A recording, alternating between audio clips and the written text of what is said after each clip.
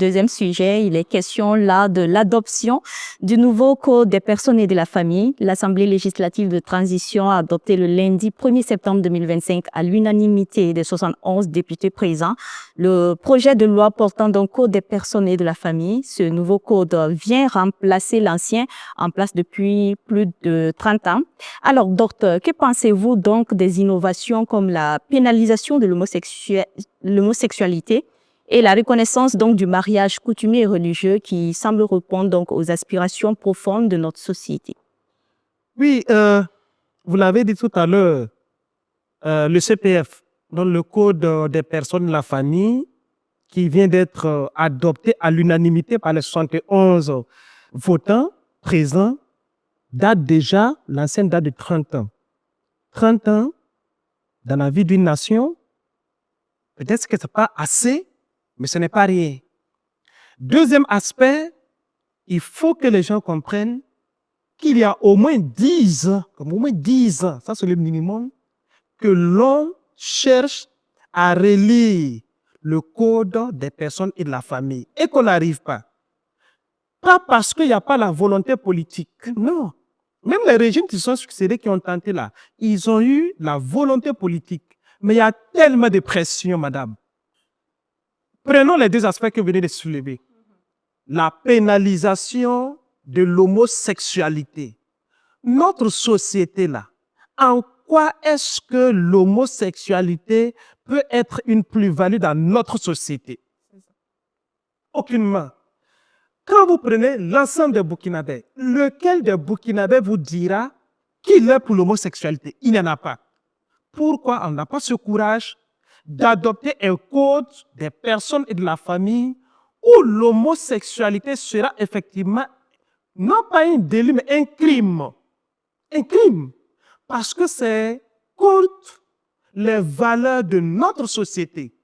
Voulons-nous des textes qui soient le miroir de notre société ou voulons-nous des textes qui soient le miroir de sociétés, autre société que la nôtre? Deuxième élément, c'est la prise en compte du mariage religieux, n'est-ce pas? Oui. Et coutumier dans la prise en compte. Ouais. Mais c'est justice que l'on rend à tous ces Burkinabés qui n'ont pas la possibilité d'aller se présenter devant un maire pour dire que nous voulons sceller notre union. Ça ne doit pas être une condition. Si moi, fonctionnaire et citadin, qui croit que je suis moderne, si je pense que c'est le maire qui doit unir mon épouse et moi, tant mieux. Mais ceux qui ne veulent pas y aller, et du reste, ceux qui ne peuvent même pas y aller, qu'on leur permette également que leur mariage, qui a été célébré à la mosquée, qui a été célébré à l'église, qui a été célébré dans le cadre du village, soit reconnu et que s'il y a des avantages qui doivent être inhérents au mariage, que ceux-là également puissent bénéficier de ce mariage. Parce que c'est une injustice flagrante que de considérer que des gens qui ont été unis par deux familles, deux villages, après on dit qu'ils sont célibataires et que l'enfant qui en est n'est pas issu d'un mariage. Ce n'est pas une injure, c'est une injure flagrante. Donc au-delà de l'aspect juridique, c'est une injustice sociale que ce code des personnes et de la famille vient de réparer.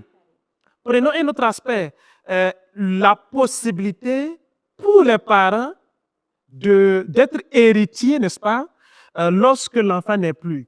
J'ai échangé récemment avec l'un des acteurs clés de ce nouveau code des personnes de la famille. Mais il y a des témoignages qui font froid au dos.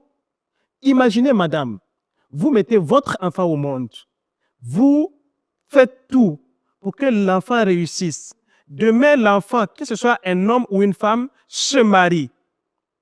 Malheureusement, personne ne le souhaite que son enfant meure avant soi. Mais ça peut arriver. L'enfant que vous avez porté, que vous avez soutenu, que vous avez accompagné, malheureusement, Dieu le rappelle avant vous.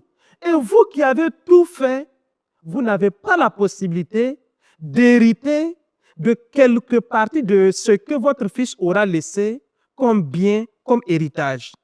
Est-ce que ça, c'est le reflet de notre société? Encore une fois, nous avons copié, nous avons transposé, mais qu'à cela ne tienne, il fallait qu'on ait un texte, un code des personnes et de la famille qui soit encore une fois à l'image de notre société, dont un code endogène.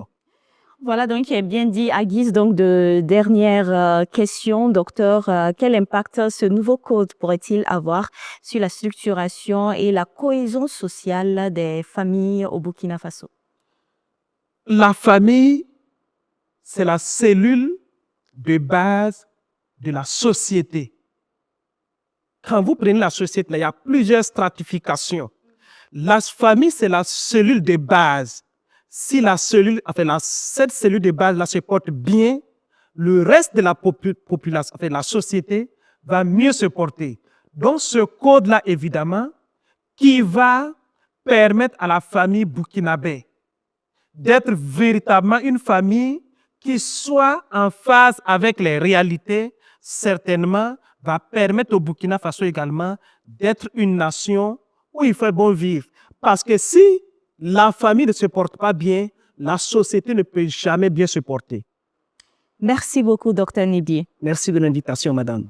Ainsi s'achève donc notre émission de ce jour. Nous avons retenu que l'adoption du nouveau code des personnes et de la famille marque une nouvelle ère juridique au Burkina Faso entre modernisation et affirmation de nos valeurs nationales.